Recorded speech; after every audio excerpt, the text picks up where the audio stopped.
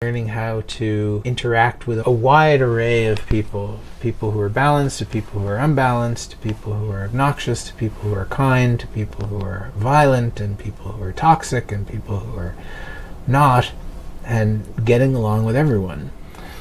Enough. You had this accent from New Jersey. What accent? Yeah, the songs you have to play. Songs, yeah. How, again, at what age did you stop having this?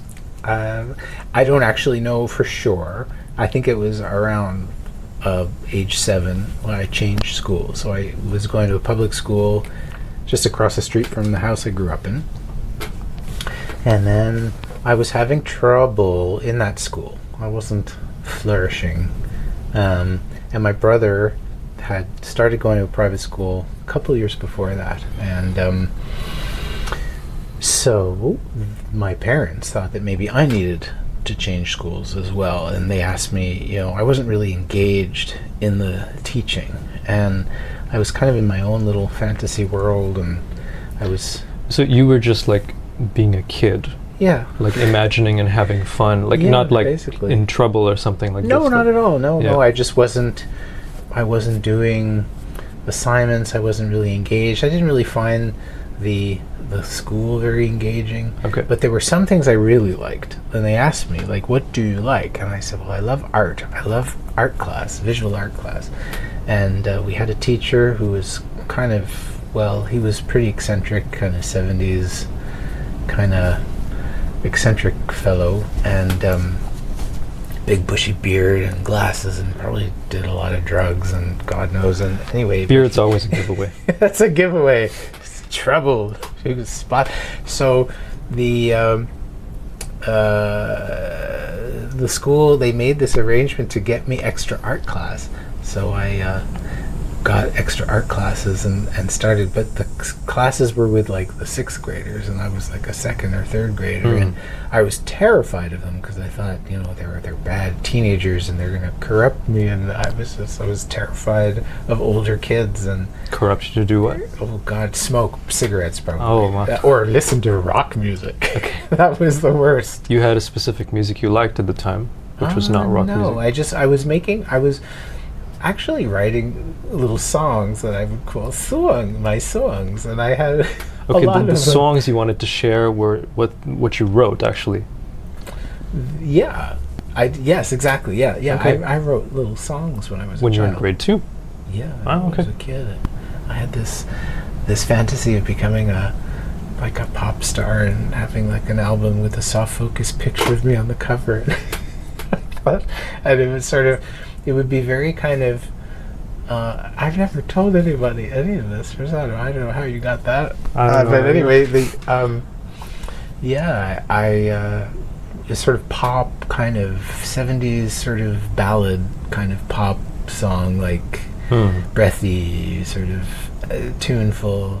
Anyway, and I was into that, and so I wanted to do art, but that didn't work. So I went to private school. I auditioned a few different schools. I went to a private school, and when I started going to that school, I started, I think, speaking like the other kids who were from different parts of Jersey, and they weren't really they didn't have the New York connection maybe that my family did, so I lost the accent. Okay. Yeah, I also had an accent when I came to Canada, so I was very Indian typical kind of way of speaking until about grade 6, 7, 8, and then you how do you say, integrate with the kids, and then you start speaking the way they speak, and now I talk like this. But it's cool to still I like that you still have it with you, and you don't seem ashamed of it or something. Oh God, no. My partner, he says it comes out when I get mad. And please give an example. What? Get it? What? Put it? What? I don't know who they think they are. Like what? It's sort of. Okay. Yeah, I was driving. It's like they have no idea. You get really, nasal. All right. Yeah. It's cool because it's tied to some you get into your fundamental, when you're in this angry state, and that's how it comes out. It's kind of funny that that's your channel. I have these fantasies when I'm in traffic of some obnoxious driver coming up behind me and doing something horrible, and I'd be like, I get out of the car like, you want a piece of this asshole? Nice. Anyway, I have you ever done that? Profanities on your don't worry, podcast. don't worry. Okay. Yeah, I haven't.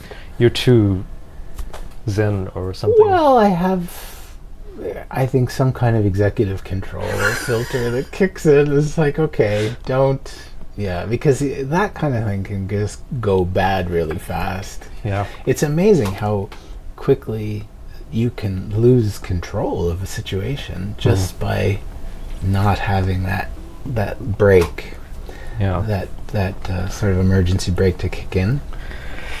Yeah, in some ways, a lot of what we've talked about earlier about just like kind of feeling free and doing your own thing, like, do you think this is the same mechanism that, like, we talked about it in the context of like conforming to society, let's put it this way, and so this break, is that part of that, do you think? Like, does it also...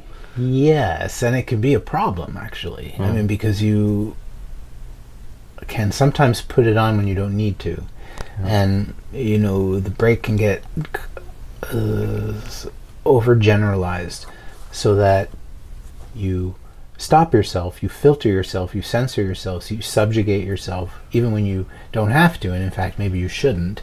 But you do it because you're afraid of, say, conflict, or getting rejected, or getting into trouble, or making someone disappointed or angry at you, as opposed to what it really is for, which is just survival, and not getting into a kind of a gunfight with a crazy person on the road in an F-150. Yeah, those are different, but I think there is a tendency, to maybe over-apply it. My life has always been this process of trying to learn how to be judicious and not filtering too much, but also, not understanding my environment so that people can understand where I'm coming from. Do you have a way of you said it ties to your environment. Do you have a way to express like where the line is between this executive would you say faculty or executive? Yeah, filter whatever. Or executive. This fancy word, executive, to like stop yourself from yelling at some random people on the street versus just like inhibiting yourself to conform. Like, do you have a way of describing that where it's? I think it depends on the context. It depends on the environment. Yeah. And I think it also depends on the outcome that I'm trying to achieve, because I've kind of learned over the years that you need to be a little bit strategic in where you place that line, because it isn't fixed. It isn't a rigid placement. It can be moved depending on who you're with. If I'm in an environment that I know is full of shit disturbers and they're okay with being feisty, and I know that. So these are people who challenge the stat. What is this? Yeah, this is, I would say, people who don't feel overly concerned with conformity generally. Okay, they don't care what other people think, and they're just like, I'm gonna do my thing. And I think so. Okay. If I'm in an environment of people that I know don't care so much, or not overly caring about what other people think, then I'm going to be more feel freer. Yeah. But that's not really where I circulate very much. I tend to be more in environments that have very pretty rigid codes, sort of very highly formed, codified systems of how you have to act. They have. It's like everyone kind of silently agrees to how you're going to be, and what are the rules of being, and what kind of things are okay to talk about, and what kind of things shouldn't you, and and every environment I'm in has a different code. So I've gotten kind of good over the years at kind of sussing out, kind of reading the room, depending on where I am. So knowing how safe or how dangerous this place is going to be to say this or that, and to find a way to kind of move through that environment without causing too much trouble. And then I have to decide, like, how much do I have to how much skin do I have in the game? Like, is this an environment where it's important to me that something change, or that someone think something differently than they do, or think about me in a certain way, or give me access to something or another resource, or and then depending on that, I have to understand that certain ways of engaging them are going to work more than others. And so that's what I mean about being strategic. I mean, and then there's some environments where I'm just, it's just interpersonal, and that there's no kind of filter transaction. Yeah. So I don't need to worry about it. We've talked in the past about your efforts to push against, you call it sometimes consensus reality, or just maybe even getting people to think differently, etc. And there's different ways you might have tried to go about this. Why do you feel called to Why do you have to do that? Yeah, I mean, you could also just get in line and do what everybody else is doing. And that's not necessarily even a bad thing, maybe sometimes. But anyway, you feel called to try to notice what's happening and maybe, as you say, decide when it makes sense to change the way that somebody might think. And maybe sometimes it doesn't make sense to do that. But why do you feel compelled to do something like this? I don't even think I feel compelled. I think it's just who I am. I think it's almost just like how I'm wired up. I'm wired up to one friend, colleague of mine, long ago, like nearly 30 years ago, once said to me, "You're really good at spotting naked emperors." And so that was like one of the best compliments I felt I had ever been given from someone, because it's just the way I am. It's that I see things that don't add up, things that don't make sense to me around me, whether it's some belief system that's entrenched in people, behavior that seems inconsistent with words, or actions that aren't consistent with words, contradictions, rhetoric, rigidity, myopia, like not seeing clearly, and people being horrible to each other, and all of this being a normal thing and something that I'm supposed to play along with. It doesn't make sense to me, and so it's just been something that I feel wired up to counter. And it's almost like it kind of is a kind of a nourishment. It feels a little bit like a nourishment for me, like eating. Okay. It's like it sustains me to counter contradictions, to try to push against them. Yeah. In some respect, contradictions are just part of being human, and everybody has You're them, right. and we all they're a part of us. But I think you're trying to work against the ones that maybe can just have some kind of bad secondary consequences. Or well, I don't make any kind of calculated decision. Oh, well, I'm going to be someone who acts against this. It's like I don't make a decision that I'm a person who does this. I've always been impressed by people who think of themselves in those terms, that almost seem to be able to describe themselves from this place of being outside of themselves, and sort of as if they were watching a character on stage, and they were like describing who that person was to someone else. It's always been interesting to me that people seem to be able to talk about themselves in that way, and I've not been like that. I've never really thought of myself that way. That's why an interview like this it's a very strange experience for me, because I don't really decide that I'm going to be this person, or that I'm going to do these things, or that there's this injustice that I need to speak out against. Nor have I framed you as a specific person yet. So I mean, we could talk about what you actually do for a living, but that's true. Yeah. But later. Unless you want to share, I don't know. Like, what do people know you for? I'm a musician. I'm a teacher. I'm a university professor. But that's about 20% of who I am, to be honest. And I mean, work to me fits into an experience of living. And so my life with animals and sewing and bonsai and gardening and trees and nature and reading and learning about esoteric, mystical traditions, spiritual perspectives, healing. All of this is a huge part of who I am. I really wanted to ask you about how you got into sewing, because I feel like, I mean, of course, like my connection with you is very much associated with music, because I studied in this school that you were teaching at, and I was one of your students, and yeah, it's hard to just shake that. And I've learned more about you since we've hung out after I graduated, so I'm aware of these other aspects of you. But this is just kind of a surprise to me today. I mean, you made this wonderful shirt, and like you have this dungeon here where you work on your sewing stuff. Like, how did you end up with this? This is this journey of such pain and anguish and frustration. There's nothing, I think, more difficult that I've ever attempted in my life than this.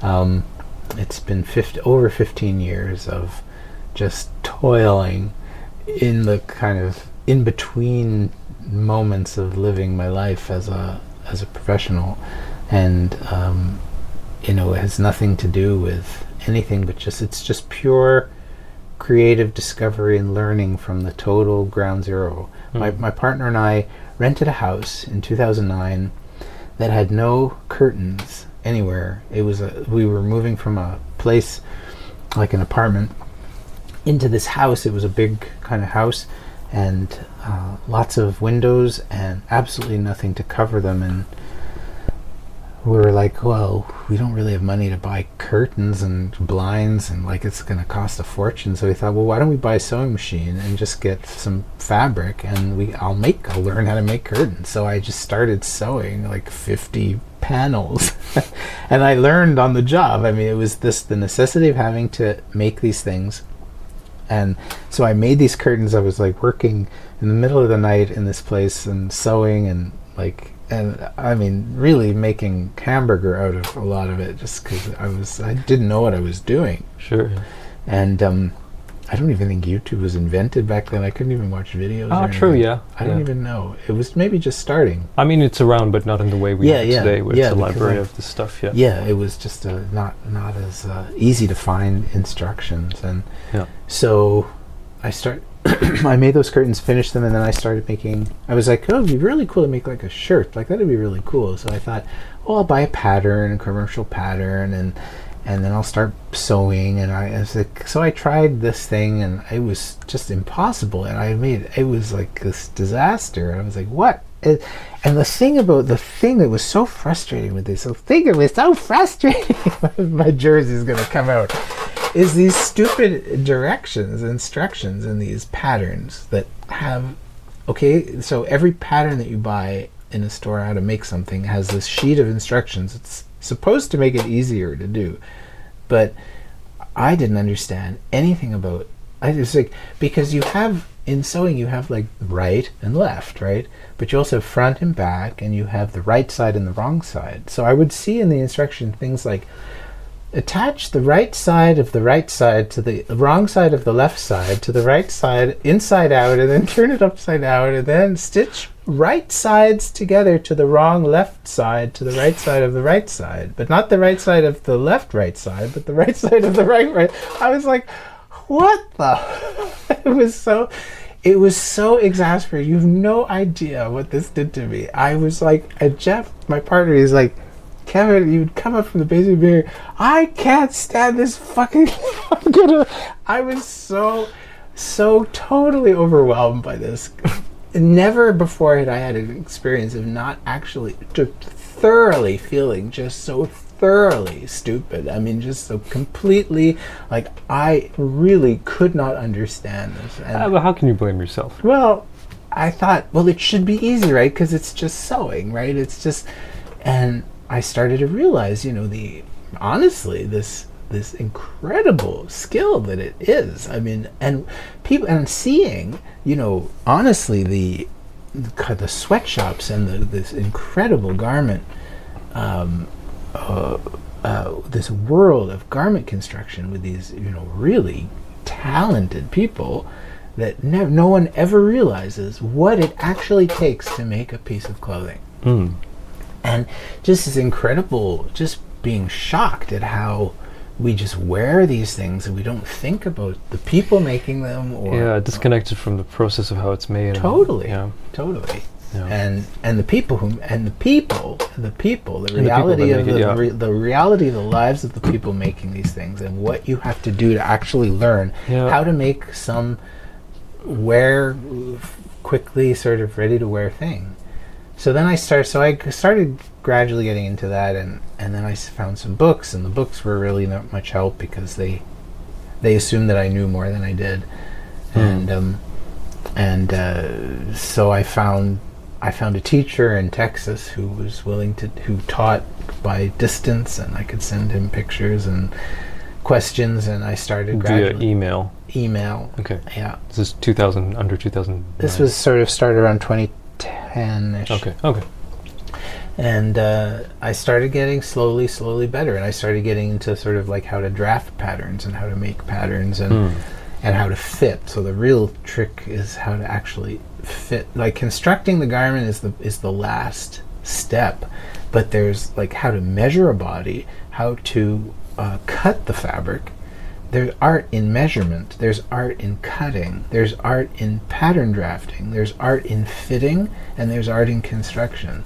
And there's even art in understanding how fabric behaves and what kind of fabric does what and what you want it to do. So I focus on sort of more traditional classic. I focus mainly on menswear. I've done a few things for women, but not much.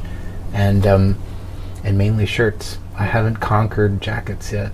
And it's taken me 15 years to just get to the point where I can wear something that I feel is like, that fits and it hangs right. And But which is to say you do mostly for yourself? You talked about wearing them to work or whatever. Yeah, I make shirts for myself for work. I've made them for my partner. Yeah. I've made several for my father.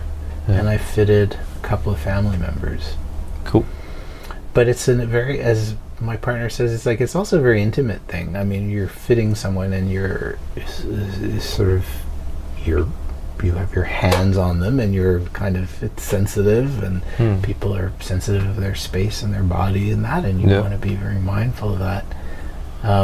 But it's best if it's someone who knows you, I think, ideally, unless which is so the opposite of how we deal with clothes, where like they don't know who's going to wear it, and it's the same thing that's being worn by thousands, millions of people. Totally. And this is just the flip side of that, where you're literally making it for a specific person and like understanding their body and how they stand and how they stand is it's a picture of what kinds of experiences they've been through in their lives. So they might slump over, they might slump shoulders because they've been taught to be compassionate and so they've internalized that to mean that they need to be like apologetic.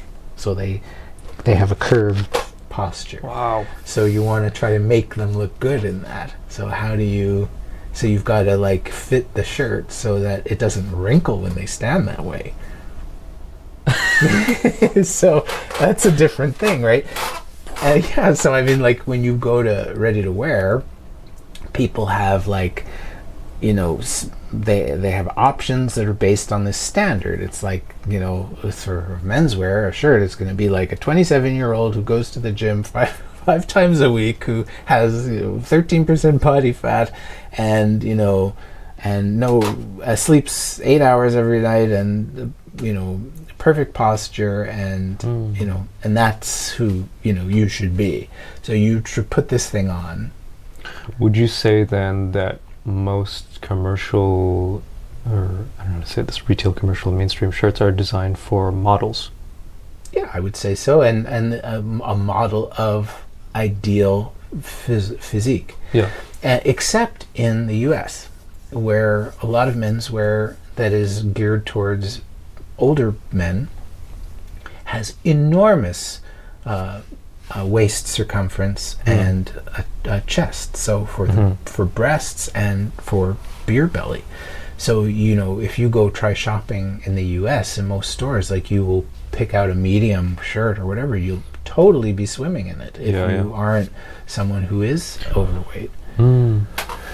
So there's kind of like this weird thing where you feel a certain way about yourself when you wear this thing, and it fits you the way it does, and it's kind of showing you how you're failing to be a model, how you're failing to be that ideal. Wow. Where someone puts on a made to measure, not a made to measure, custom, which is even different from made to measure, because it's fitted, as opposed to just taking measurements and then building those measurements. In custom, there's an extra step where you make a test garment from those measurements and then you put it on the body. So someone might have measurements that say that the shirt should look like this, but maybe they had a lot of hits in life and so they're slumped or whatever. They have scoliosis or whatever they have, and they're not, their measurements say one thing, but their body posture is another. So you've got to you can adjust the fit of the garment based on that so that it looks as good as it can.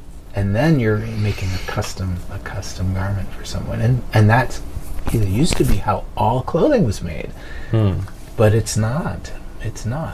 You mean all clothing was made for specific people? Yeah. You went to a shop. You went to a shirt maker and had shirts made. Right. Okay. I mean, this is a long time ago, but this kind of mass production thing is, it's grim, and it's so wasteful. There's so much textile waste in the world.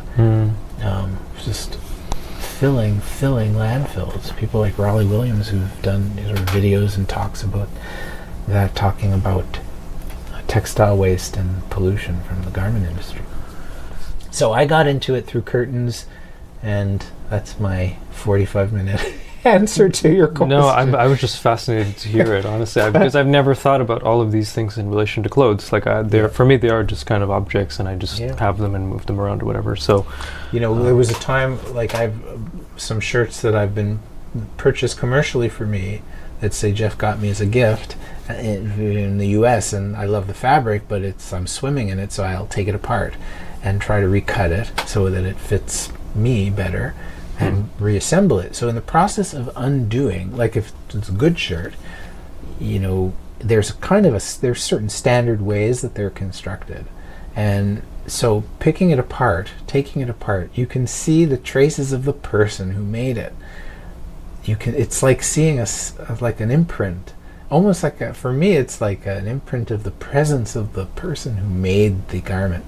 You can see the stitches they made, you can see the errors that they make, like we all make, and you can see, they did this to cover that up, or this person was really good, and they did that to save some time, or you can tell that this person really this was really, really beautifully done. And sometimes you'll see all of those things in the same garment, because commercially some factories have a person only assemble a part of it, so they'll do one part of the shirt, but they'll do 700 of them a day. I mean, the scale of this is just, it's beyond belief. So when I think it takes me 10 hours to make a shirt pretty well, and I mean that's 10 hours, I am super slow, and but it's like a meditation, but you really learn to appreciate the skill involved. Can only imagine. I had learned to use a sewing machine very recently, and it was just to fix holes and stuff. So I fixed a few holes in my own clothes, and I felt pretty good about that. I don't have to throw it out or pay somebody else to do something. Which they're probably, it's not so lucrative for them to just fix a tiny thing. And so also a sense of agency of I can deal with this, I can fix this. It's not just some abstract thing that I have nothing to do with. But then I forgot how to use the machine, and now there's a new machine around me maybe, and I don't know how to. So, right. But it's something I would love to know more about. It's the kind of thing I find that there have been times in my life where I left it for a long time, and then you lose your skills. So it's unusual. Unlike music, which for me, I think tends to linger more. With sewing, if I stop doing it, I'll get rusty and I'll forget the things that I learned, and then I have to remind myself by messing something up and being like, oh yeah, I remember that. I would love to share this with you about my musical experience recently, because I'm sure you'd have something to say about it. I told you I passed through Italy, and this pianist who did a masterclass like 10 years ago, I reconnected with him and stayed at his place, and he has this beautiful grand piano there and this wonderful bookshelf, and I felt super inspired just by the environment. I used my what I've learned in terms of managing my own nerves from guitar, just playing the guitar in front of people, recording myself. All of these skills that I've learned, somehow they do transfer for me to the piano, and I can actually play, and I can manage myself, and I can control what I'm doing, and there might still be mistakes, but there's somehow like I can work with them, I can slow down, it feels very malleable to me. So it feels good, and I feel like, oh, I'm enjoying the piano somehow, and I still actually know how to play somehow. I'm not like, it's not like I forgot. You were talking about just being rusty and losing skills. So I did this, and I recorded it for myself with this beautiful bookshelf in the back, and it's a wonderful performance, actually. I'm really happy with it, and it's just like a segment of the piece, not the whole thing, but it's just what I could manage, and this has now propelled me to do stuff on the piano, and totally unexpected that I would spend my time here. Like, I always thought if I do connect with music from now on, I would just play guitar stuff, but like, I actually feel compelled to like go to the piano and like practice a piece of classical music and try to memorize it, and all these things that I was doing before, but with these new skills that I've learned from guitar, and just to manage my nerves basically. And like, I'm enjoying playing piano again. I have not forgotten how to do a lot of the things. Of course, there are some technical things that I will need to work more to achieve again, but like, so much is there, and so much is still expressive and natural, despite all of the tension and trauma that might have been associated with all of that. And it's nice to actually feel free of that baggage. And that also, I've used my own resources in a way to make that happen. So I'm just fascinated with this, and so there's a few different pieces I'm trying to work on now. And so, I don't know. Have you heard of something like that happening, or like what's all your the reaction? time? And it speaks to my own experience as well. Okay, yeah. There's this point at which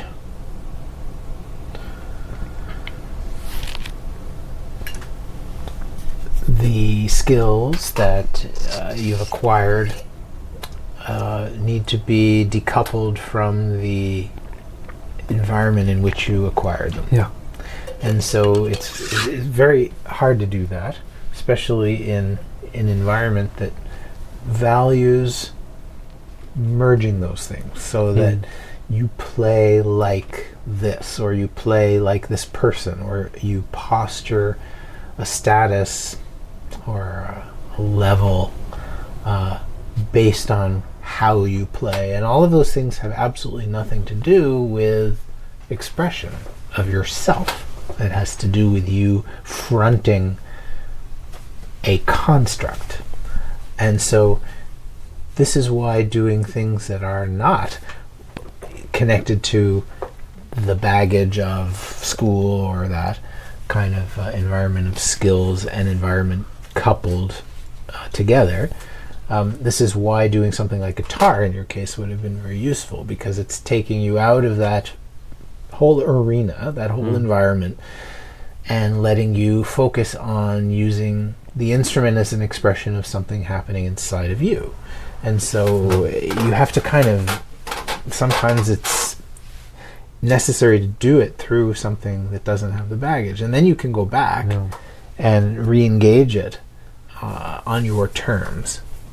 And so this speaks to a real problem, in my view, of how music is taught, and how expression is taught, how people are taught to express themselves creatively. They're taught to express themselves inside of a system that does not allow for people to be truly innovative. It creates, or even just free. I mean, it creates kind of shells of people who are not really inhabiting themselves. They're not connected to themselves, and it doesn't ever surprise me that creates despair in people. It makes people unhappy, and makes them say want to stop playing the piano, because there's no way to do it without they don't see any way to do it without being someone they're not. Yeah, I think a lot of the things you had mentioned about the learning environment, trying to merge those two things of like playing, like the skill that you learn and also the context in which you learn it, and trying to merge that. I think it sounded like comparisons, basically, like you must conform to this standard. You should play like this person, play this well, and this is kind of comparison. Of course, it's an institution, and we go there to maybe conform to a standard. Like we are certified to be this way, maybe. Yeah, well, there's many different ways that you can establish a standard.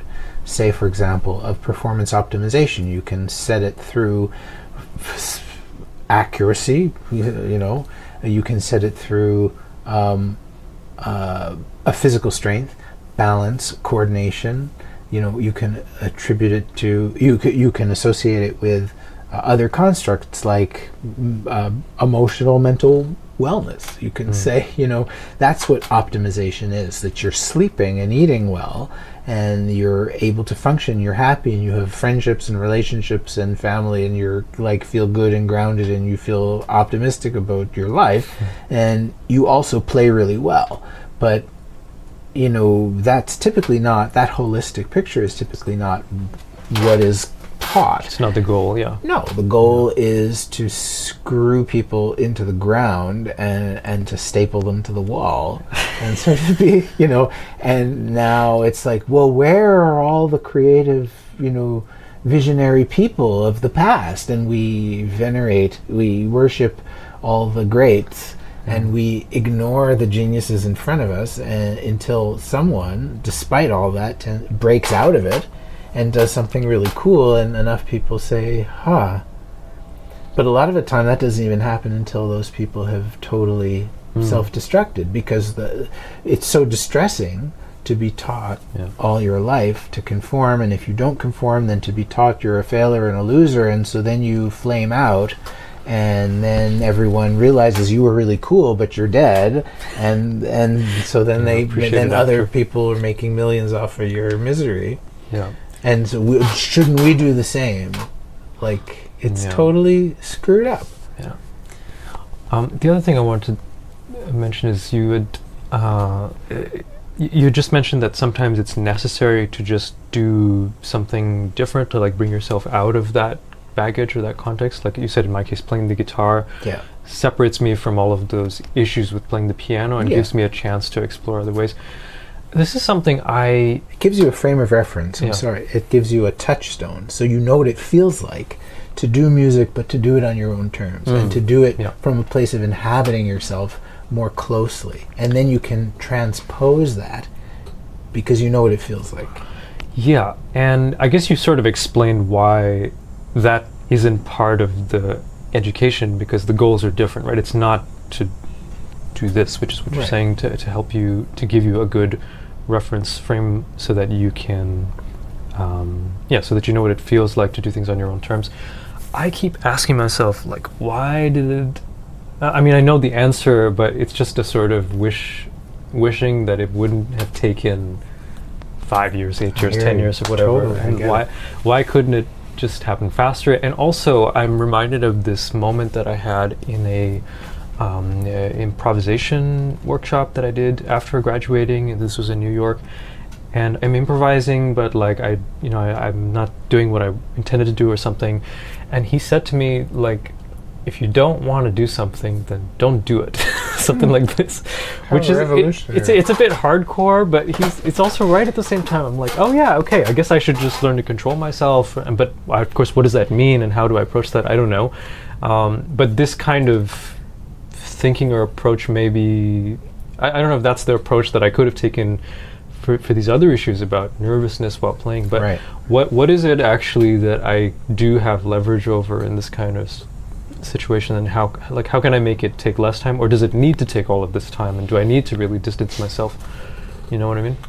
Those get us into more cosmological questions, because they also, they beg the question, why do bad things happen to good people? Why do things happen the way they do? And then we could talk about whether there is not to say that those things are good, that they happen to people, but that there are outcomes that can be, and that one might argue there's a reason that something unfolds the way it does, including all of the obstacles that are included. And that's part of the life.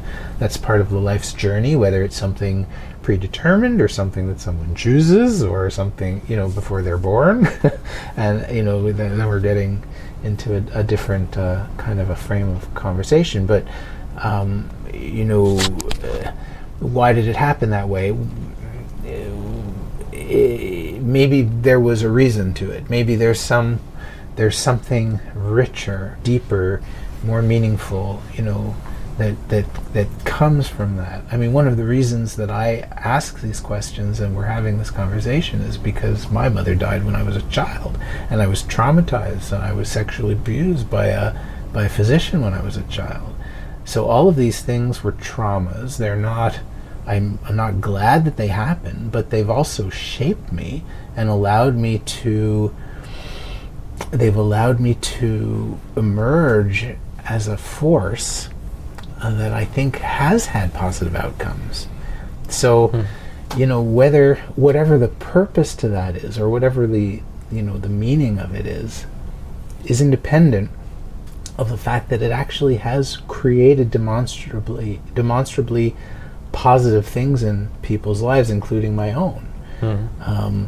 So the reality is that people can only be as conscious as they are, and so that goes for teachers, And if you had teachers who were subjugated by their teachers and grew up in a system where they thought, well, here are your options, choose A, B, or C, and play like this, then that's going to be the kind of person they're going to be for you. Yeah, of course, you can only do your best and use whatever's available to you, either as the student or as the teacher, and so you can't, use something that you don't have there. But I wonder, is there something, if we imagine that somehow I received a message, from us speaking now to myself back then, and I could just say something that would actually be useful in that situation, what would it be? Or is there no such thing? Well, no is a good one. No. There is no such thing. No, I'm saying that's the thing you could say. I was saying no to... If you say, because honestly, the beauty of what this teacher in New York told you, if you don't want to do something, don't do it, that there is... It's easier said than done, but that is true. I mean, and everyone is good to remember that they always do have that power to say no. They may suffer consequences from that. It may not be something that won't cause destruction. I'm not saying any of those things, but there is that reality that we have, and I don't want to say that it's a choice, because I don't think it is necessarily a choice that people have when they choose, for example, not to say no. That it's you don't say no, because if you say no, then you're going to get killed, or you're going to get destroyed, or your family will get destroyed, or you'll be destitute, or whatever it is that the reality is. But there's nothing that doesn't allow them to say those words. Sure. So you're asking me, well, what is one thing I could have done back then that could have been, so a teacher says, we'll play it like this, and you could say, no, I'm not going to. And so we both know that would have had predictable outcomes, but chances are it is possible in this case that if you were someone who said those things, then you might have ended up in my classes sooner. So this is just a pitch for your course. That's right. That's it. There's all the plan. I was telling you about strategy. 1-800. It's all strategy. 1-800. Good. No, I'm saying that the people who tend to be in those those environments of dissonance with their surroundings do tend to find me. I'm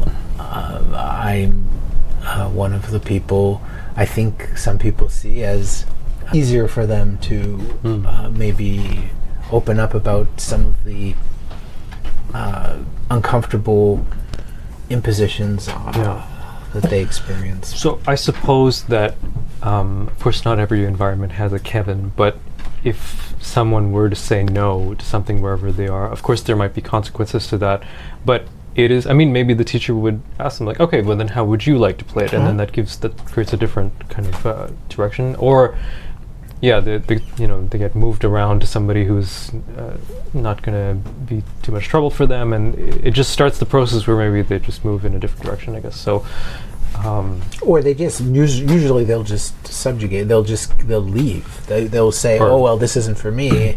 I'm going to go into law, or I'm going to go into something more sensible." Anyway, I mean, of course, this is an odd question. I don't really try to diagnose the past in this way, but just something, I feel like it's a particular experience that we've both shared, and so it's something maybe we could approach in some way. But I'm happy and grateful to have what I have now. I can just say that. And looking forward to... Well, you've created it. I mean, you've manifested it. I mean, it's come as a result of your temperament of agnostic observation. I've always admired that. And I never really feel that you are especially attached to outcomes, that you are open to different outcomes. Yeah, I think this is something I'm working on now, specifically this phrasing even, I would say, like, don't be too attached to any specific outcome. Like, it's something I try to practice now, but obviously in the past, like, I have these ideas and, like, I have this I'm going to play this repertoire in a recital, and then I'm going to improvise afterwards, and, like, it's a vision, and I try to go for it, and maybe I fail, maybe it hurts along the way or whatever, but and then I would be disappointed because my expected outcome isn't what happened. So I've learned to just do less and less of that, but it's certainly something I'm practicing now, just to, like, kind of go with it, and, like, I now even try to say, like, yeah, everything's fine. Like, if this happens, it's fine. If that happens, it's okay. I can. It's something I have to work on, I would say. This is one thing that I really believe very strongly in. This is looking at process versus product, and that it's one thing to have a vision of what your product is going to be, is have a vision of the outcome. It's a very different thing to be rigid in, I use that term a lot, the very kind of ossified and very stuck in your view of the outcome. So it's the difference between using imagination as a way to fertilize multiple potential outcomes, a vision or an approximate outcome, and another one to be, like, stuck in it can only be that. Some people say single-minded. Single-mindedness, same kind of thing. It's just sort of limited, or having your vision of that future artifact be one-dimensional, that it doesn't reflect the possibility for failure or discovery or falling in love with a different idea along the way and deciding that you're going to make something different. So the process then, if you feed your process with a vision of an outcome without being attached to it being a very rigid outcome, then you create more opportunity for interesting things to unfold. And that you're more engaged in the process. So you start with a lump of clay and you say, I'm going to make a tea pot, and then you start making your teapot, and then you take a break and you have lunch, and then you get food poisoning, and you're stuck in bed for a week, and you have fever, and you have hallucinations, and then you see an elephant in your hallucinations, and so you go back to your lump of clay and you say, I'm going to make no, I'm not. I'm going to make a teapot elephant. And you say, well, no, I don't really like tea. My grandmother made me drink tea. I hate tea. It seems I would make an elephant. But, then, the nose falls off and you say, well, this looks like a hippopotamus. So you start researching hippopotamus, and then you say, I really, look at that baby hippopotamus, is so cute. I love hippopotamus. And then you have a dream that you're on an African safari. And so you get on a plane and you go, you bring your lump of clay, and then you meet a hippopotamus, but then you fall in love with a woman. And then she has the most beautiful face, and it looks a little bit like a baby hippopotamus, but you're completely in love with her. So then you make this lump of clay into this face of this woman. So tell me, have you failed to make a teapot? And so if you ask a potter, they will say, yes, you failed to make a teapot. Give this person an F. Yet the process is just immeasurably more important, and you've ended up with something that is so much more important, that has power and potency, that is incomparable, because it belongs only to you, and it's a reflection only of you, and it could only ever be. And so this is why you can start with a vision, and there's nothing wrong with that. But if it stops you from evolving, then that's when it becomes a problem. And by focusing on the process and letting it unfold in the way that it does, in the time that it does, then you are living in that magical dynamic space, which is where so much of the richness of existing as a life is. I would say I have never imagined that I would be doing what I'm doing now. So in that sense, it's not that I'm realizing a vision of how my life should be, although it makes sense looking back or even in the present. Like, oh yeah, this makes sense to me. So I guess that means I'm trying to focus on the process. You are. It seems that way to me, anyway. And yeah, I find it interesting you brought up this word power, which we were talking about upstairs earlier, and I'm curious how because I think what I do, like if I had to explain it to people in a familiar pattern, there's this phrase like doing what you like, following your passion, following your dream, like these kind of cliches that are tossed around. And like, yeah, I mean, I spend a lot of my time, and I'm fortunate to be able to do this, but yeah, I do things that I'm interested in doing. I surround myself with people that I'm into, and like, it's sort of doing your thing. So you describe power being in there somehow, and I've never seen it in those terms, so I'm curious to know what you mean when you say, like, Rosano has power living this kind of life. Because in many ways I feel like it's the opposite of it, or at least in what we conceive of as power today, like money and status and... Oh, those are different. That's what I would call control. Okay. So what's the difference between power and control, and how do you see... you can use my life as an example, or you can use maybe something more simple. Well, I don't think control is ever latent. So it's either something you have or you don't have. So, you know... If you don't have money, then you don't have control over, you know, how you live the way that someone who has money does. Mm-hmm. Or if you are at a lower level in a company, you don't have control over how policies are implemented or discussed or designed as someone who is in a C-suite is. So, you know, the...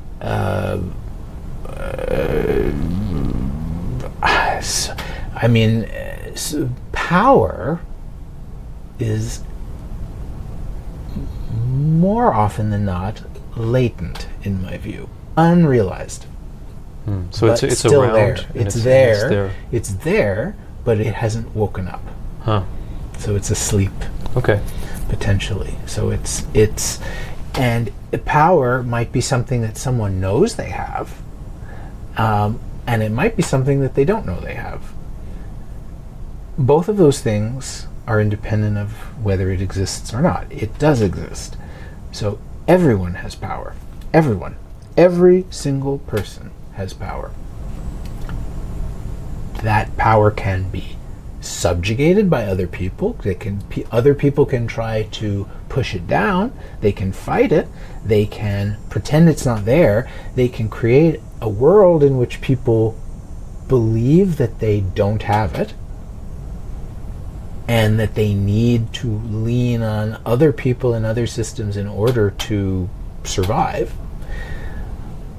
Or they might know they have it but don't want to make waves, and so they don't say anything. Right? There's lots of people, I'm sure, in a lot of companies that have lots of ideas about how things could be improved, or that they see things going wrong, or crimes being committed, for example, and they choose not to say things, but it's a sort of a gesture of protecting themselves or whatever strategic reason they have. But it doesn't mean that they don't see those things, and it doesn't mean they don't know those things. It doesn't mean that wisdom isn't there, that intelligence isn't there. So power is very often latent. It can sometimes be actualized. When power is actualized, in my view, it tends to manifest in being able to control things. So if your power is actualized, you're aware of it and you're exercising it, then you start to be able to shape your experience. You are starting to be able to control the experience around you. That could be either choosing to go this way or that way, or this job or that job, or choosing to say no. Choosing to say no, exactly, precisely. And, the person who doesn't say no doesn't mean that they don't have the power to say no. It means that they don't say no because they have been either beaten down, or they're choosing not to say no to protect themselves in some way. So this kind of power, what I describe as power, is the potential for people to create experiences in their lives and control the environment around them. The power to create your own life, create the life that you want, create the experience that you want to have. Yes, and to shape the experience of other people, and to shape the experience of others, to create spaces for others to inhabit. The big myth in music is that the best jobs are jobs that you find. And this is something, it's a kind of a line that gets, I think, fronted a lot. Whereas the best jobs in creative disciplines are typically going to be the ones that you create out of thin air. And so in that sense, creation is power. The ability to create is a form of power. It can be an expression of power. Oh. I mean, the creative potential is aligned with power. I mean, because the expression of power is a creative process. Yeah. So, creating something requires that you exercise your power. So I'm still, I follow what you're saying, and I think I'm still dominated by, like in my thinking, just by this I don't know if it's a popular concept of what power is, which you call control, but like if we say what you're saying to most people, that if you're able to, let's say, have agency and create your own life and do what you want to do, that's an expression of your power. Right. And everybody has power and they can use it. I feel like it's going to be met with this sort of, like, what do you mean? Like, Right. No, they have power. Right, exactly. And maybe that's because they're defined in different ways, but like, how can we see this? I mean, it sounds strange to say, like, how can we make it sound more than just creating your own life? I mean, of course, but that's maybe the point for a lot of people to do that. Well, here's the thing. The people who have control, individuals who have control, I think often have a vested interest in maintaining that control. So it's important for people to have, for people who have control, I think it's fairly important, it's fairly mission critical, that not a lot of people realize their power to also have control. So there's all kinds of systems in place to create a consensus that power and control are the same thing. And that, so it's really in their interest for you to think that way, because then you're not going to be a threat. you're not going to become the entrepreneur that's going to challenge their business model because you will have $3 billion and they only have one. So this is why people tend to feel comfortable in that embrace of individuals who say, don't worry about your power, let us worry about that. And here, just acquiesce, capitulate to this system, buy this, follow this template, follow this authority figure, don't question, don't ask those questions, don't have that frustration, don't think about it. So it's in the interest of individuals who have that control for you to say those, for you to follow what they set up for you, and to consume things, not create them, to be addicted to things rather than to enjoy them, and all of that. It's about creating an environment of being dependent, being less aware of your power, less connected with your agency, and less likely to cause problems. It's crazy to hear this comparison of consumption versus creation, because you said earlier that creation is an expression of your own power. So if you, like I talked about feeling a sense of agency by learning how to use a sewing machine. Of course, it doesn't mean that I have to become a master at this, but just having that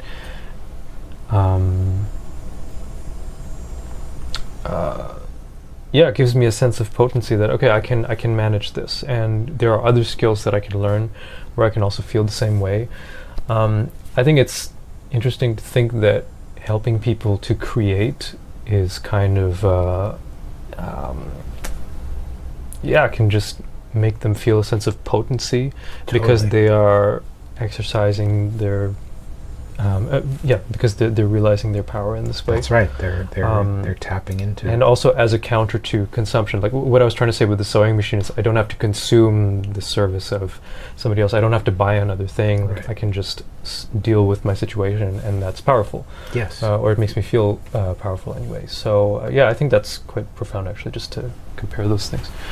And maybe as I guess I was asking in a way to figure out how, what are some bridges to think in a different way about this word power. And I think you're right to say that those who are in control are interested in making many people think that power and control are the same thing, so that you don't try to realize your own power, etc.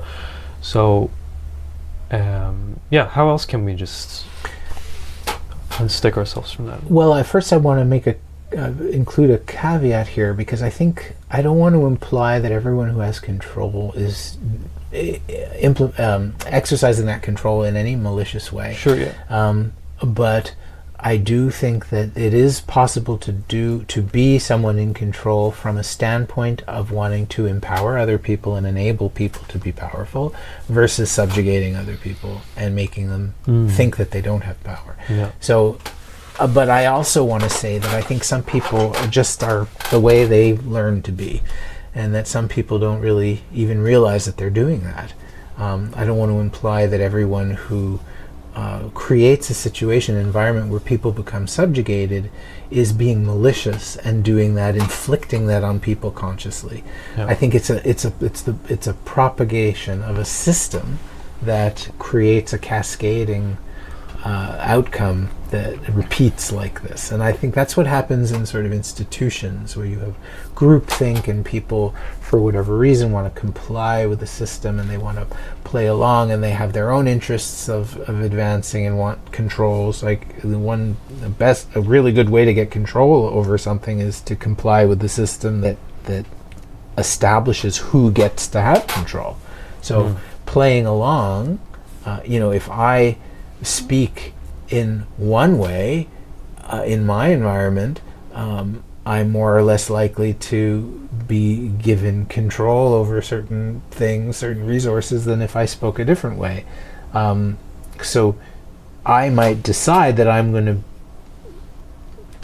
blend into this system or respect the expectations of this system in order to be able to have control, and then to change things, or then to my approach has always been really to, I sometimes feel like a double agent or even a triple agent in my environment, because people who talk like I talk don't typically get into positions that I'm in, I don't think. It's seen as a little bit too strange or problematic, or and so it kind of came about organically, but it's sort of like I had people come up to me and be like, how did you get here? Like, how did someone like you end up here? And I don't always actually have that answer, but I mean, the reality is that you have to understand your context, right? So if you want to leverage more control in a situation that you feel is trying to make you not be in control, or trying to subjugate your power, then you can either be a total shit disturber, and you can be like, no, and screw you. And I mean, that has predictable outcomes, because it's to be like, well, this person, they don't even want to understand where we're coming from. And so you can find that by respecting the limitations of your environment, understanding where people are coming from, then you can deconstruct some of these obstacles a little bit more gently, more strategically, more compassionately. And you call it strategies. Yeah, it's a strategy. Knowing your environment. Exactly. It's a strategy. Knowing your environment, including knowing the biases of the people around you, knowing what their background might be that has caused them to be and see the way they do. And working around that, like navigating through it with a view to moving beyond it. What I call playing the game, or knowing how to play the game. Like, you can disagree with what's happening around you, or not be completely at peace or feeling in balance with the system that's around you, but you know how to use it for your purposes. And yes. So there's two secrets to that. The first one is to understand the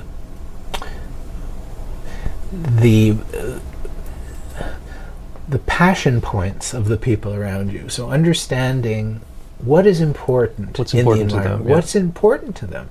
And the second one is having empathy for it. The second one is trying to see what they see, trying to see something positive, anything positive about what it is that they're seeing. Doesn't mean that you have to agree with it. Doesn't mean that you have to absorb it. It means that it's this exercise in trying to understand where they're coming from. And what motivates them. And trying to not be cynical about it. Trying to be agnostic. And saying, I see that they really, really care about that.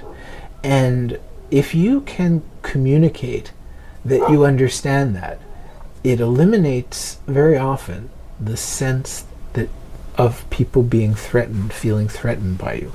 Because they may not think you're one of them, but they also see that you understand where they're coming from, so they don't feel that they have to fight. You're not a threat. You're not a threat, really. You might be, but you're not really a big threat. So it's sort of like, well, they get me. And the second secret, is to understand that very often people who think they want different things actually want a lot of the same things. So let's look at Israel and Palestine. Start simple. Let's start simple. So both sides want to feel love.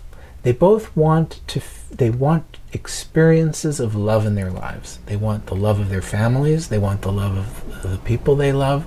They want to feel that. These are human things. It doesn't matter what side of the argument you're on. These are human beings. If you cut them open, and many people have, everyone's red inside.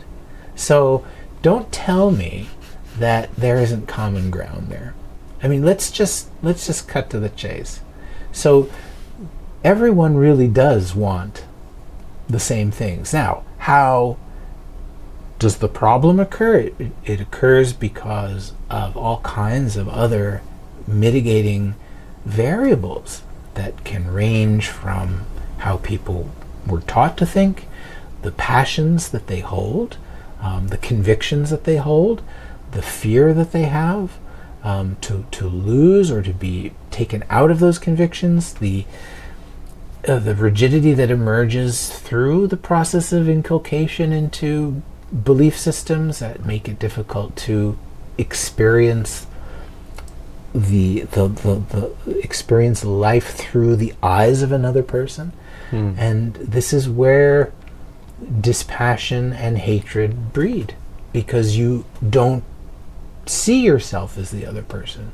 And so one of the big leverage points I've often found in engaging conflict and managing conflict has been to present the thing that I want. If I'm pitching an idea or fronting a thesis, is to try to illustrate it in terms that the other individual has articulated that they want for themselves.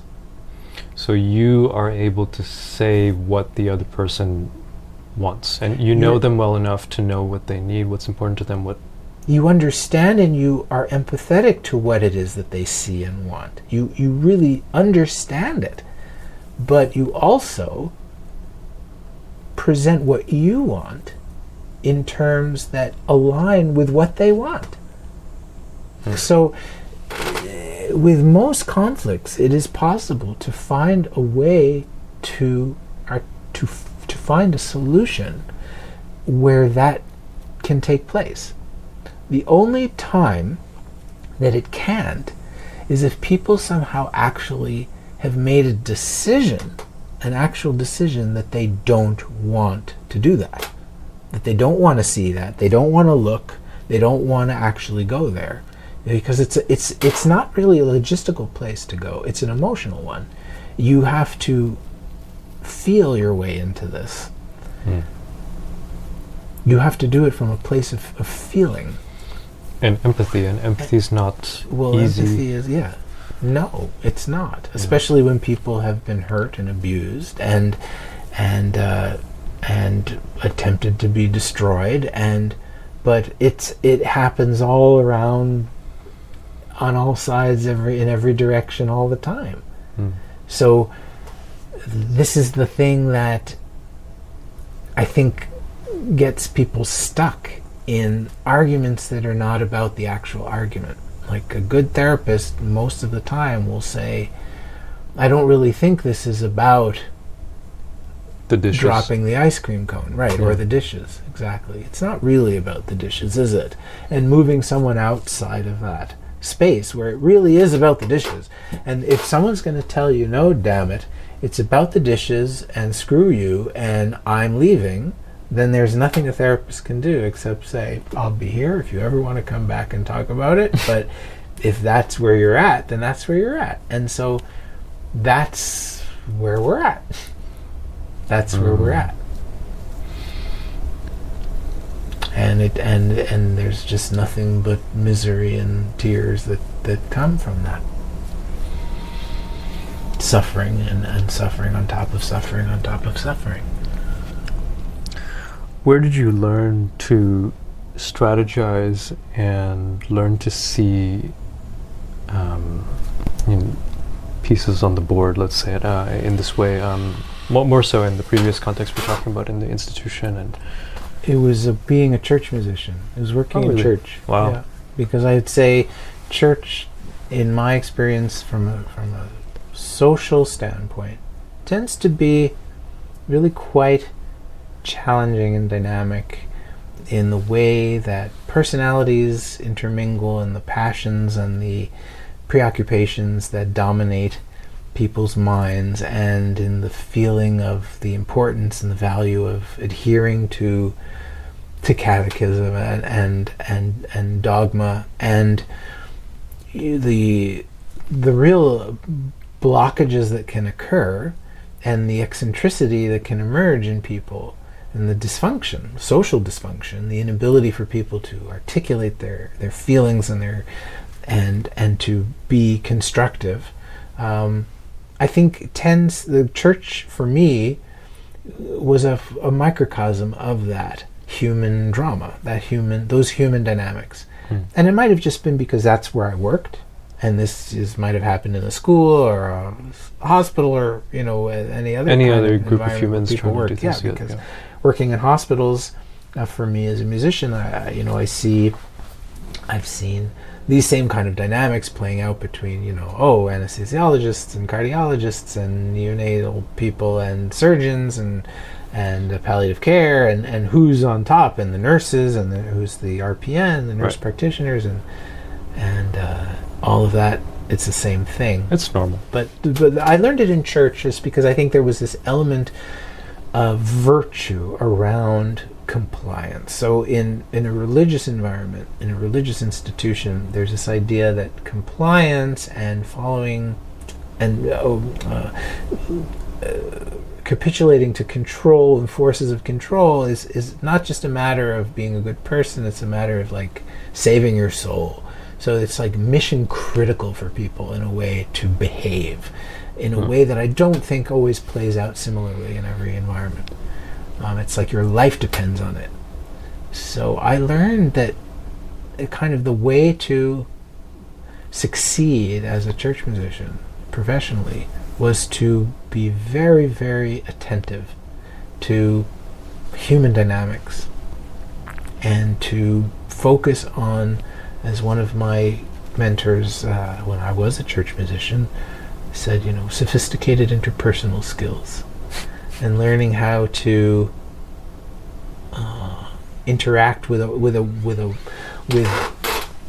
wide array of people who are balanced, to people who are unbalanced, to people who are obnoxious, to people who are kind, to people who are violent, and people who are toxic, and people who are not, and getting along with everyone enough. Yeah.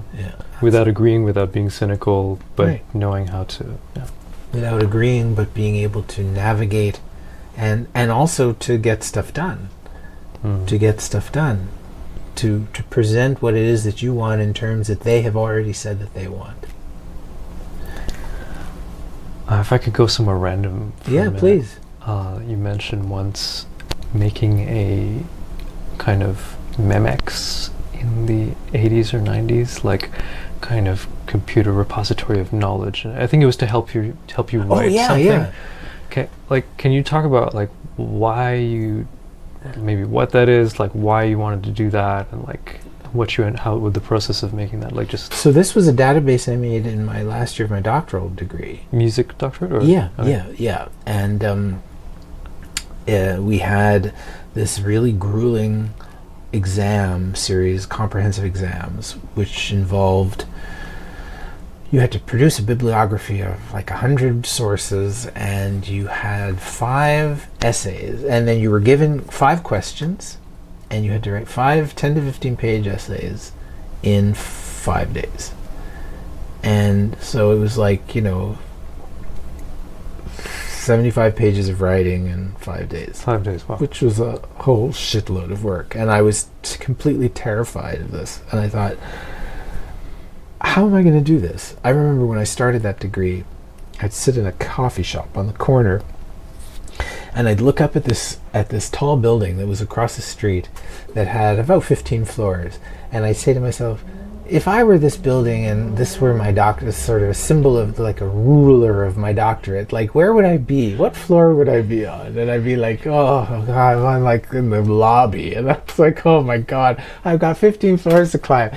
And over the years I did that degree, I was sort of like, yeah, I think, I'm like floor 7 now, and I'm on a floor. But these comps, these exams were just terrifying to me. So I was like, I need to have a strategy, or I'm going to figure this out. I'm going to really ace these things. I'm going to do really well. I had a vision that I was going to like really succeed at this. I made a decision. I had been like a B student in high school all my life, and I decided when I went back to do my doctorate, I was going to say, I'm going to be a straight A student. I made this decision. I was going to be this person. I'm going to be a successful person who does not say, good enough. I'm going to be like, no, man, I really want to get this. I was like gold ring. I was like super like amped up. This is just, and just to be clear, A refers to like not your own idea of a certain quality, but just like passing the test with this kind of mark, or both, or like well, I wanted to get like excellent evaluations on all of my schoolwork. Well, I made a decision when I went back to school for this degree, because I had 4 years between finishing my master's and starting my doctorate. I was 4 years where I was just working professionally as a church musician, and I recorded a disc and I gave concerts and stuff, but I wasn't in school. And I went back to school because I said, I think I want to be a prof one day. I said, but I know, and I bet I'm never going to be a prof because there's no prof jobs. But I said, if ever there was a prof job that opened up and I didn't have a doctorate, I'll never have a chance. If I have a doctorate, then I'll at least have a chance. And that's why I did it. I said, I want to, if in case I win the lottery, I want to have the ticket in my back pocket. And that's exactly what happened. And like, how about that? So anyway, the comps, this was the final, like one of the final steps in the degree. And this was like, itself worth 5 floors on that building. I was like, oh my God. So as with most things, I was always really into tech, and I was always really fascinated by technology. I've always loved it. I've comes from basically when I was 7 years old, completely fascinated by airplanes, and I just loved the technology of them and all of that. And that's one of the reasons I love organ, because it's technological. Virtual organ has been a kind of an interest of mine that's tech-based. So I've generally found that with most things that I wanted to do in my life, there's some kind of technology tool that I can use to leverage to help attain this goal. And at that time, I realized that there was this way I thought that I could maybe build this database that would allow me to really succeed with these exams. So I thought, how am I going to figure out what these questions are? And I was talking to mentors, and they were like, oh, you're never going to be able to figure out what the questions are going to ask you. You just have to read these books, and you have no power. And all of this, he meant nothing by it, but that's basically what he was saying, is that you have to just be anxious and suffer. And I said, no. So what I did was You said no. I said no to myself, and I said, well, no, crazy man, I'm gonna make this work. And I thought, I know these people. I've worked with them for so many years. I know what they're going to ask me. They're going to ask me this kind of question, that kind of question. And I said, so I need to take notes in a way that allow me to retrieve permutations of topics. I need to find some way some switch system that I can create that I'll be able to retrieve these permutations no matter how crazy they are. So I took notes. What I did was I got a laptop. I didn't have a pot to pee in, but I bought this laptop. I spent all of my money to get this thing, and I got Microsoft Access, which was this database software, and I created these forms, and I made them pretty, and I went through all of these 100-some resources. Every time I read through them, skimmed through them, and found something interesting that I thought was going to be relevant, I made a note card.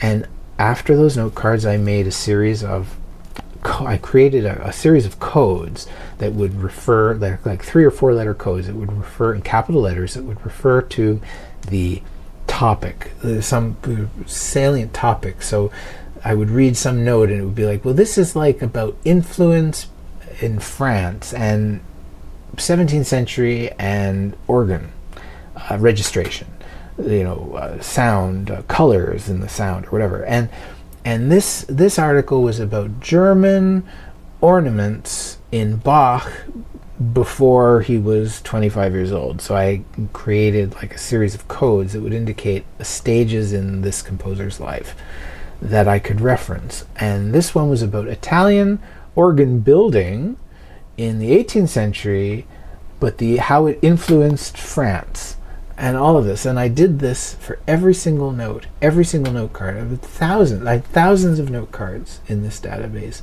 all identified with this.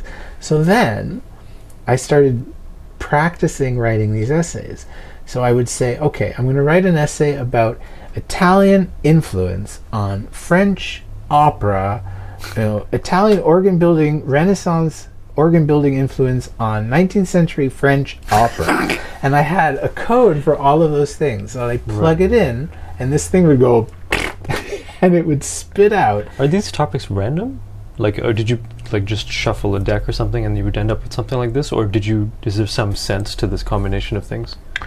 Well, if I were asked a question, no, I started just by doing total random to see like how would it, and so then I would look at all these notes. So you got a bunch of random prompts together, and then you wrote an essay on this random collection. This is how I prepared. I sort of said, I wasn't doing those test topics entirely randomly. I was working more on will. Like they're more likely to ask me like ornamentation, Svalink as a composer, Renaissance, like sort of late 16th century Renaissance composer.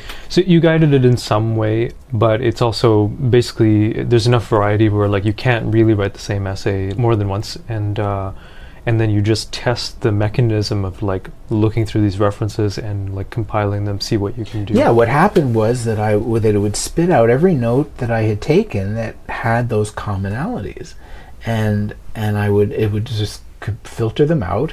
And then I'd line up all of these notes. I'd look at them all. I'd put them all. I'd copy them and I'd dump them into a word processor, and they were completely disconnected, totally disjointed. But I would look and say, what are the connections between these various thoughts and ideas, and what kind of statements can I make? If I had to answer a question about, say, the genesis of a practice of organ construction, and I wanted to talk about how the music influenced that development, or how they were mutually influential, then I would see in the notes that there were signs of how that influence came to germinate, and what the context of that influence was, and what the timeline of the influence was. So I was able, then I sort of arranged them in this kind of order, and then I started to see coherent threads of logic that I could argue through them with all the citations, because with every note card I had the note of the person and the page. I could put that resource in their hand, and I had footnotes, and I had documents and bibliography and all of this, and this is absolutely clear, crystal clear. And I took those and I completely aced those exams, and they were like, how did you do this? And they were like, and I remember them asking, and they told me in my feedback for these comps, they said that some of these essays were actually publishable. Because, I had anticipated some of these topics, so I had prepared. I said, it's really, really likely they're going to ask me about Bach, something about, him growing up and what influence he had on like church music or something. So I prepared like good writing using this database, and but was able to refine it according to the question that they asked, and I almost died that week because it was so much work to write this stuff, but it went really well. So that was like my secret weapon, and I still use that database today. Oh, so it's current. Yeah, well, I don't update it. I mean, okay. You use it as you don't put new notes into it, but you use the references. I use the references because I have a student who asks me a question about Spanish organ, like where can I go to find out about, improvisation in Spanish organ music, and I need, to ask them, or a question I'm curious about myself. I go back to it. Did you tell them that this is what you did? Yeah. Okay. Yeah. And said I built this database, and they were like, "Oh, I don't know what a database is, whatever." Oh, and nice. they did. I mean, it was like 1997. Oh, sorry, 2003. It was 2003, and they were like, "Oh, he's just doing his computers. Computers aren't really all that He's useful, doing this. and it's all just monkey, whatever." And like and then at one point, my supervisor said to me, "Well, I have this colleague, like, would you mind sharing him your database?" And I was like, "Well, no, I'm not going to do that." I was talking to someone who's like, "That's your research. Like, you're not just going to give someone your research." And so, Wait, how long did it take you to compile? Because you said you basically wrote notes for all of these books that you read and cited them. Like, that's not something you do towards the end of your degree because this thing is coming up. I imagine you, like. No, I did. I started it. I worked on it. Like, you must have read 100 or hundreds of books or something. Yeah, I did. I had to read about 100 sources. I mean, and you had to, like, I got good at looking through documents to see where the stuff, like, where they're kind of rattling on, and you just keep skimming, and your eye, if you start reading scholarly work when it's like good, your eye will stop on stuff that's relevant, and then you learn to sort of say, this guy is just telling me how fabulous he is, and I don't, no one cares. Next, and then you're kind of like going through it, and you stop on stuff that's important and cogent and well said. And so I would say I started this probably in August or September, and my exam was in April. So it was a year of work, and I remember, my partner was already living in Toronto, and so I would come and bring us sitting at the laptop, and I remember doing this stuff, writing my note cards and that, and then I started testing the database. Yeah.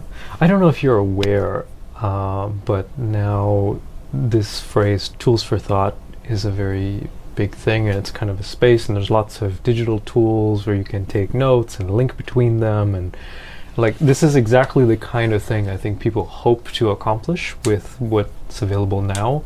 And yeah, it's more consumer friendly, and it's like startup-y, etc. So I'm just like, I find it so curious that you were just doing this like in 1997, 2003, whatever, like with Microsoft Access, and I'm sure you're not the only person to do that, but it's so functional, and it sounds, obviously, like, you aced your exams, but yeah, like, it's one thing to just have a system like this and use it. It's another thing to just decide that that's what you're going to do as somebody who's not like a programmer necessarily. I mean, you say you like technology, so maybe you visualized this before you started and it was plausible and you just figured it out.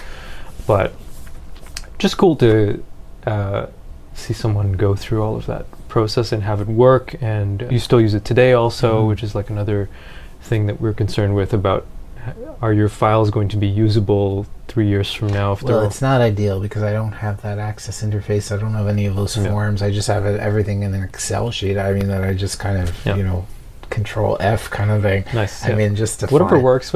Yeah, exactly. And it doesn't have it's not slick like the other thing was, where I had all these windows and that. And now, I mean, keyword searching is just so common. You just open a Finder window in Mac or whatever. You can do basically the same thing without any of that. Yeah. Thanks for sharing. Oh, no problem. That's great. Yeah. Anything else you want to share? Golly. No, I could talk. Me. I can talk forever and ever. We can also just wrap it. As my sewing teacher says, every video he would end, his way of saying goodbye would be, "And we continue." And we continue. And that's it. It's just, it's a wonderful way to think about ending. It's just onward. And we continue. And we continue.